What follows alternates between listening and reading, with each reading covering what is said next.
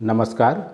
आज मैं number system से एक टॉपिक लेके आया हूँ जिसमें विभिन्न प्रकार की संख्याएं जैसे प्राकृतिक संख्याएं, पूर्णांक, परिमेय संख्याएं इत्यादि संख्याओं में कौन छोटी होती हैं और कौन बड़ी होती हैं, इनको एक ही स्थान पे मैं लेकर आया हूँ जिसे इनको याद करने में कोई भी समस्या नहीं होगी और जब भी पूछी जाएंगी कन्फ्यूजन नहीं रहेगी।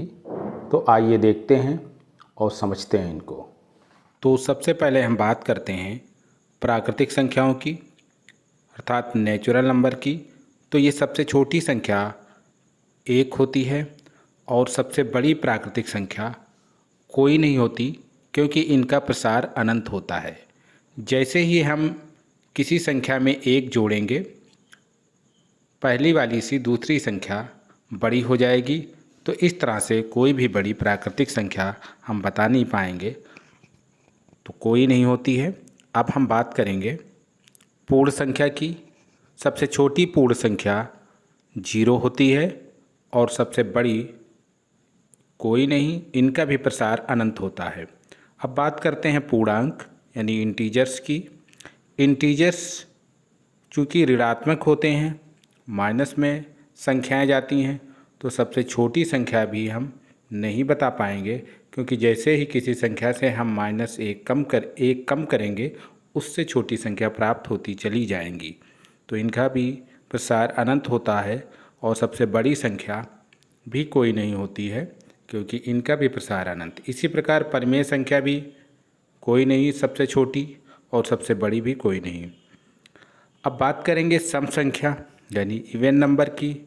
तो सबसे छोटी सम संख्या 2 होती है और सबसे बड़ी कोई नहीं।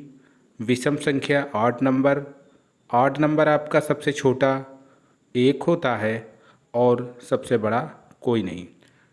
अब बात करेंगे अभाज्य संख्या यानी प्राइम नंबर्स की। तो अभाज्य संख्या सबसे छोटी 2 होती है। ये बहुत ही इम्पॉर्टेंट है, ध्यान दीजिएगा। कई बार पूछा भी गया अभाज्य संख्या सबसे छोटी 2 और सबसे बड़ी कोई नहीं, इनका भी प्रसार अनंत होता है। भाज्य संख्या भी इम्पॉर्टेंट है क्योंकि ना ये 0 होती है, ना 1, ना 2, ना 3। सबसे छोटी भाज्य संख्या होती है 4 और सबसे बड़ी प्रसार अनंत होता है। इसके अलावा हम नोट करेंगे 1 ना तो भाज्य होती है और ना अभाज्य होती है।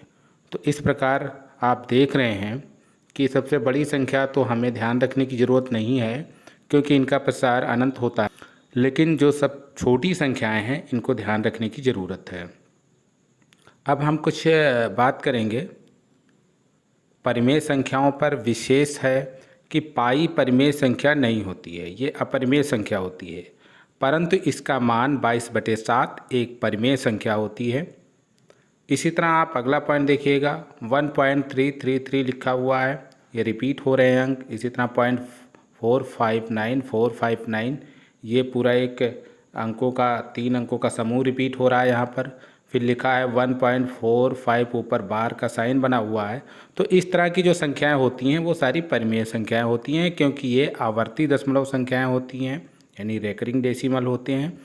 तो अब नीचे आप देखिएगा एक और पॉइंट है इसमें 0.3487689762। इस प्रकार की संख्याएं अपरिमेय होती हैं क्योंकि दशमलव के बाद अंकों की निश्चित आवर्ती नहीं होती है, यानी ये रेकरिंग डेसिमल नंबर्स नहीं होते हैं, ये अनावर्ती दशमलव संख्याएं यानी नॉन रेकरिंग डेसिमल होते हैं।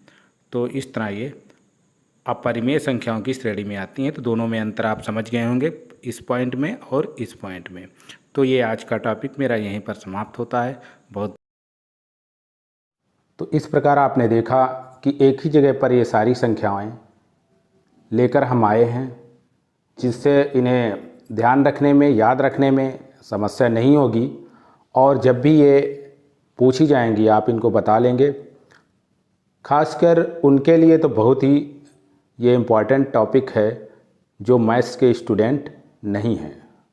तो यदि ये टॉपिक आपको ज़रा सा भी यूजफुल लगा हो तो इसको लाइक ज़रूर करिएगा, चैनल को सब्सक्राइब भी कर लीजिएगा और शेयर भी करते रहिएगा, जिससे अन्य लोगों को भी इससे फ़ायदा हो।